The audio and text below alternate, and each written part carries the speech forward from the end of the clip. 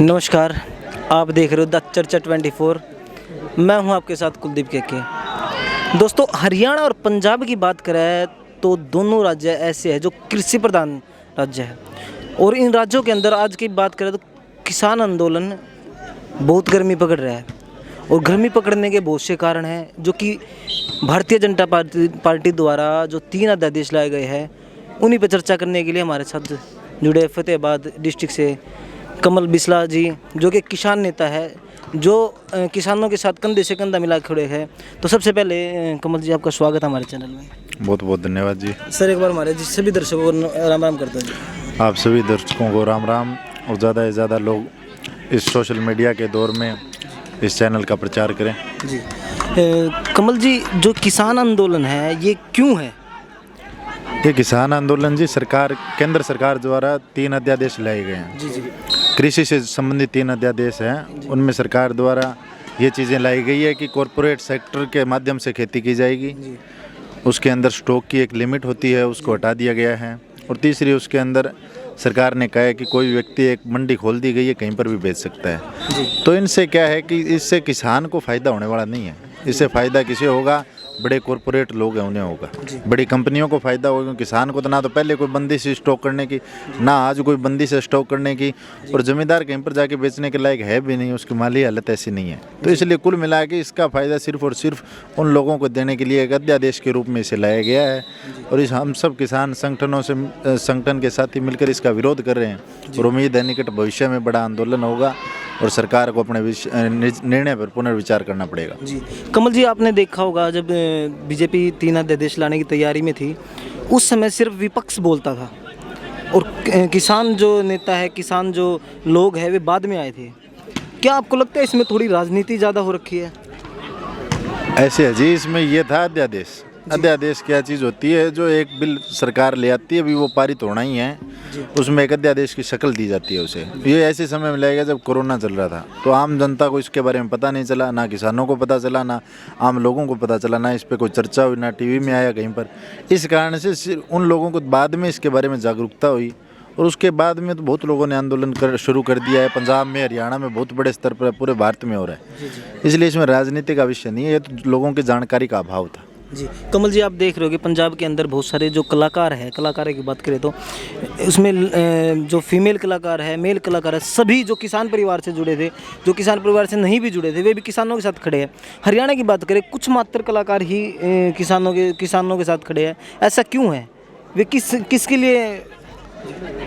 मेरी सभी से गुजारिश है, कलाकार भाइयों से आए, बहुत से कलाकार भाई अब आए हुए हैं इसके समर्थन में। मैम 24 में धरना चल रहा है, 6 तारीख को रैली है यहाँ पर सिरसा में, उसमें बहुत कलाकार आने हैं। तो उम्मीद करता हूँ आने वाले भविष्य में ज़्यादा कलाकार आएंगे, और यही उम्मीद है क्योंकि किसान कौम से जुड़ा हुआ है। जो व्यक्ति कोई कलाकार है, कोई खिलाड़ी है, जो प्रचलित व्यक्ति है, जो लोगों में जागरूक बड़ी पहुँच रखता है, हर किसी को आगे आना चाहिए और इसमें सहयोग करना चाहिए। कोई नहीं आया तो वो अब आ जाए भाई, इसमें सहयोग करें। सर, हरियाणा के गठबंधन की बात करें, जेजेपी पार्टी है जो कि किसानों की आवाज़ बनकर सत्ता में आई है, क्या अब किसानों की आवाज़ भी खरी उतरी है या नहीं उतर रही है? हम सब लोगों ने, बहुत सारे लोगों ने दुष्यंत चौटाला जी पर, बड़े भाई पर इसलिए विश्वास किया कि वो किसानों की आवाज़ बड़े स्तर तक लेकर जाएंगे। आज भी हम उम्मीद कर रहे हैं। 6 तारीख को उनकी कोठी का घेराव है, यही उम्मीद है आप इस सरकार के सत्ता के मोह को छोड़ दीजिए, हमारे साथ आ जाइए। और हमें उम्मीद है कि वो छोड़ देंगे। फिलहाल तो वो इसके पक्ष में नहीं है, परंतु किसानों की तरफ से एक दबाव बनाया जा रहा है, और उसका हमें अनुमान है कि आने वाले समय में ऐसा होगा और किसान अपनी मांग मनवाने में भी सफल होंगे। और सरकार का जो साथ दे रहे हैं उन लोगों को भी ये चेताने की कोशिश करेंगे कि किसान के अगर आपने वोट ले लिए तो किसान की आवाज़ भी आपको बनना पड़ेगा। जी कमल जी, जिस प्रकार से आपने देखा कि पिछले 6 सालों से कोई ना कोई प्रदर्शन करते आ रहे हैं, जाट आंदोलन की बात करें, या फिर हम आशा वर्करों की बात करें, या फिर हम पीटीआई टीचरों की बात करें, क्या आपको लगता है किसान आंदोलन करने पर सरकार पर कोई असर पड़ेगा? किसान आंदोलन से क्यों नहीं फ़र्क पड़ेगा? किसान आंदोलन एक इतने बड़े स्तर पर हो रहा है, इसका फ़र्क पड़ेगा। अगर एक छोटे कस्बे में होता, छोटी जगह पर होता, उसका फ़र्क शायद नहीं पड़ता। इतने बड़े स्तर पर अगर किसान का बेटा जाकर अपनी आवाज़ लड़ने के लिए आगे आ रहा है तो इसका तो अवश्य फ़र्क पड़ेगा। सरकार, अब हरियाणा सरकार हो, चाहे पंजाब, चाहे सेंटर सरकार हो, सरकार हिल चुकी है। सरकार ये सोचने में मजबूर है कि कैसे इन ज़मींदारों को, किसानों को रोकें या इनकी मांगों को कैसे माने, उसका कोई हल निकालने की कोशिश करें। सरकार को मजबूर होना पड़ेगा। सरकार आज मुश्किल में है इसी कारण से क्योंकि किसान जाग चुका है, किसान का बेटा अपनी लड़ाई लड़ने के लिए आगे आ रहा है। जी किसानों से थोड़ा हट के बात करें सर, आज के समय में आप देखा है हाथरस की बात करें तो यूपी के अंदर एक हमारी बहन के साथ बलात्कार हुआ है और उसकी हत्या कर दी गई। तो क्या आज के समय में हमारी बहन सुरक्षित है? बहुत ही दुखद घटना हुई यूपी में, जो घटना हुई और उसके बाद में जो हुआ वो भी बहुत निंदनीय है। ऐसी चीज़ें एक सभ्य समाज में शोभा नहीं देती। उसकी कानूनी जांच हो, उस पर सख्त से सख्त कार्रवाई हो, उसकी लिपापोती की बजाय उस पर सख्त कार्रवाई होनी चाहिए, जिससे कि एक संदेश जाए कि निकट भविष्य में ऐसी कोई करने की सोचे भी ना। और हाँ, इस समय में ये चीज़ बहुत ज़्यादा आगे आ रही है कि महिलाओं की सुरक्षा का खतरा बढ़ रहा है। तो इस पर सरकार को बहुत सख्ताई से गौर करने की ज़रूरत है, क्योंकि समाज का एक ढांचा जो है अगर वह बिगड़ गया तो चीज़ें और भी खतरनाक हो सकती हैं। जी कमल जी, एक आखिरी प्रश्न किसानों के लिए, जो किसान भाई है जो आंदोलन पर बैठे हैं, उनके लिए छोटा सा मैसेज कोई कुछ आप अपनी बात को पहुंचाना चाहते हो? मेरा तो सभी किसान भाइयों से, जो नौजवान भाई हैं, जो नई पीढ़ी है किसान की, अगर वो उनसे अनुरोध है, आप अपनी आवाज़ नहीं उठाओगे तो आने वाले भविष्य में आप कहाँ पर जाओगे? आप अपने कौम के लिए, किसान कौम के लिए आवाज़ नहीं बनोगे आज, तो आने वाले भविष्य में आपको दिक्कतें आएंगी। उस समय आपके पास संसाधन नहीं होंगे, आप इतने कमज़ोर पड़ जाओगे कि आप उठाने लायक नहीं रहोगे। आज सोशल मीडिया का माध्यम है, हर जगह अपनी बात हम पहुंचा सकते हैं, और आज तो बहुत ज़्यादा लिंक है आपस में बहुत ज़्यादा लोगों के।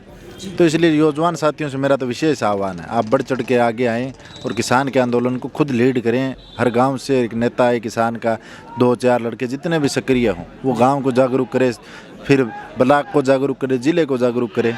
और आने वाले समय में अगर किसान का बेटा जागेगा तो सरकार को अपना निर्णय अवश्य बदलना पड़ेगा। जी अब आपने बताया कि किसान के नेता की बात करें सर, किसान के नेता बहुत सारे होते हैं सर। आपने देखा होगा पीछे बहुत सारे नेता किसानों के लिए खड़े हुए थे, कपड़े निकाल कर रोड पर भी निकले थे। क्या आज के समय में कोई ऐसे नेता होंगे जो किसानों की आवाज़ उठा के आगे निकल के आएंगे?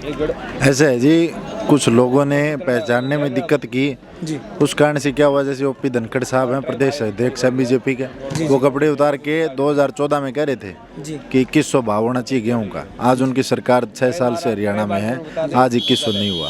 कुछ लोगों ने पहचानने में दिक्कत की, कुछ किसान कौम के साथ ऐसे धोखे भी हुए, कुछ नेताओं ने किए। परंतु आज कोशिश है, किसान का बेटा जागरूक हो गया है, हर प्रकार से हर विषय की जानकारी ले सकता है, हर व्यक्ति विशेष की जानकारी ले सकता है।